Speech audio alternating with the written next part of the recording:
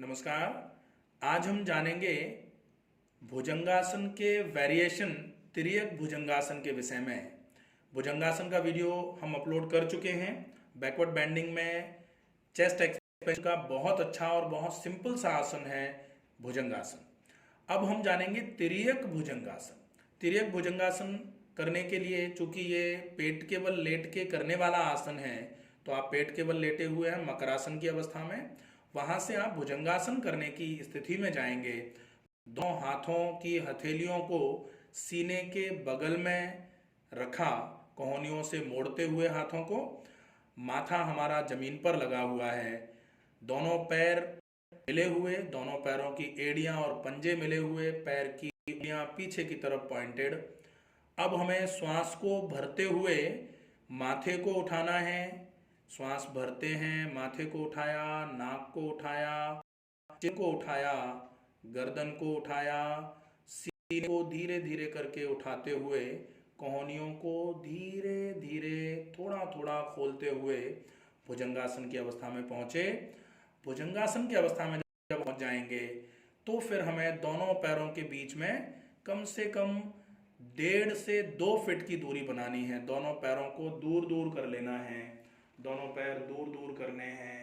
दोनों पैर दूर दूर करने के बाद अब हम अपने शरीर को बाईं तरफ मोड़ते हुए दाईं एड़ी को देखने का प्रयास करेंगे। हमने दोनों पैरों को दूर दूर इसीलिए किया कि हम दोनों पैरों को पास पास रखते तो हम इजीली अपने गर्दन को मोड़ते हुए एड़ी को देख सकते थे। पैरों को लगभग 1.5 से 2 फीट की दूरी पर रख दिया। जब आप बाईं तरफ मुड़ते हुए दाईं एड़ी को देखने का प्रयास कर रहे हैं तो आप देख रहे हैं कि आपके लोअर एब्डोमिनल एरिया पर टॉर्क का इफेक्ट आया हुआ है, ट्विस्टिंग हो रखी है, और लोअर बैक जो है इसमें भी आपके कंप्रेशन का इफेक्ट आया हुआ है। ये आसन आपके फेफड़ों को मजबूत करने के लिए, साथ में पाचन तंत्र को मजबूत करने के लिए और पाचक अग्नि को बढ़ाने के साथ साथ आपके एड्रिनल ग्लैंड को मजबूत करने के साथ साथ ओवेरियन स्टिमुलेशन को बढ़ाने का काम करने वाला आसन है। अगर ओवेरियन स्टिमुलेशन बढ़ेगा तो पीसीओडी, पीसीओएस या फिर इनफर्टिलिटी के जो केसेस होते हैं फीमेल्स में, उनके लिए बहुत इफेक्टिव है। एड्रिनल स्टिमुलेशन अगर होगा तो ये आपके लिए वजन को कम करने वाला आसन होगा। श्वास को भरते हुए हमने सीने को उठाया था, श्वास को छोड़ते हुए हम ट्विस्ट करते हुए हमने बाईं तरफ ट्विस्ट करते हुए दाईं एड़ी को देखा था। तो अब हम श्वास को भरते हुए अपने सीने को सामने की तरफ लेके आएंगे, सिर को सामने की तरफ लेके आएंगे और श्वास को छोड़ते हुए वापस नीचे आ जाएंगे। ये हुआ एक तरफ से तिर्यक भुजंगासन। हम तिर्यक भुजंगासन में एक बार दूसरी तरफ से कर रहे हैं। दूसरी तरफ से करने के लिए हम चाहें तो अभी हमने क्या किया था, पहले हम भुजंगासन में चले गए थे, उसके बाद हमने पैरों को पूरा स्प्रेड किया था। अब हम चाहें तो चूंकि भुजंगासन हम पहले कर चुके हैं, हम तिर्यक भुजंगासन की ही तैयारी कर रहे हैं, तो हम पैरों को पहले से 1.5 से 2 फीट की दूरी पर बना के रख सकते हैं। फिर हम भुजंगासन में जाएंगे। भुजंगासन में जाके श्वास को भरते हुए हमने अपने पूरे सीने को उठाया, कोहनियों को पूरा सीधा किया। अब हम दाहिनी तरफ गर्दन को मोड़ते हुए बाईं एड़ी को देखने की कोशिश करेंगे। दाहिनी तरफ पूरी गर्दन को मोड़ा, बाईं एड़ी पर पूरा फोकस करके रखा हुआ है।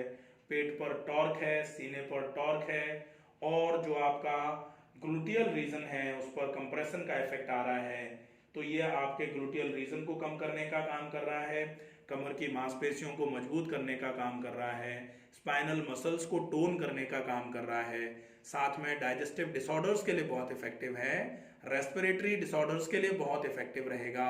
चाहे दमा की समस्या हो, चाहे आपकी सांस जल्दी जल्दी फूलती हो चलने फिरने में, या फिर आपको अपच की ज्यादा समस्या हो रही हो, या फिर आपका वजन लगातार बढ़ता चला जा रहा हो, या फिर फीमेल हैं अगर आप और आपके ओवरी में कोई प्रॉब्लम आ रही है, तो ये आसन आपके लिए बहुत इफेक्टिव माना जाएगा। इससे इन सारी समस्याओं में बहुत अच्छे तरीके से लाभ मिलना चालू होता है।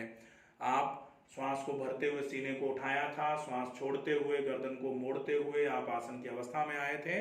तो श्वास को भरते हुए माथे को सामने की तरफ लाएंगे और श्वास को छोड़ते हुए धीरे धीरे करके माथे को जमीन की तरफ लेके आएंगे। ये इस आसन का लाभ और सही विधि है।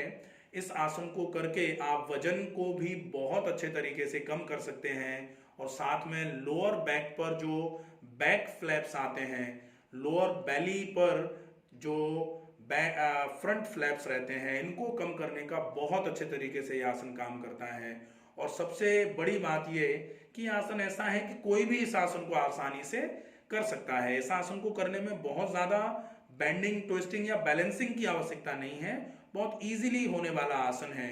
तो जिनका वजन 110 किलो, 115 किलो भी है, 130 किलो तक भी जिनका वजन है, वो इस आसन को बहुत आसानी से कर सकते हैं। इस आसन को करके अपने स्वास्थ्य में सुधार लेकर आएंगे, ऐसा प्रयास है। आप इस आसन को, जो भी इसमें बताई गई बातें हैं, वो अगर आपको समझ में आई हैं तो आप इस आसन को ज़्यादा से ज़्यादा अपने लोगों तक पहुंचाने के लिए शेयर करें वीडियो को। और अगर आपको कोई कन्फ्यूजन है, कोई बात समझ में नहीं आई है, तो आप कमेंट बॉक्स में लिख करके अपने प्रश्न का समाधान पूछ सकते हैं। स्वस्थ रहिए, सुरक्षित रहिए। धन्यवाद।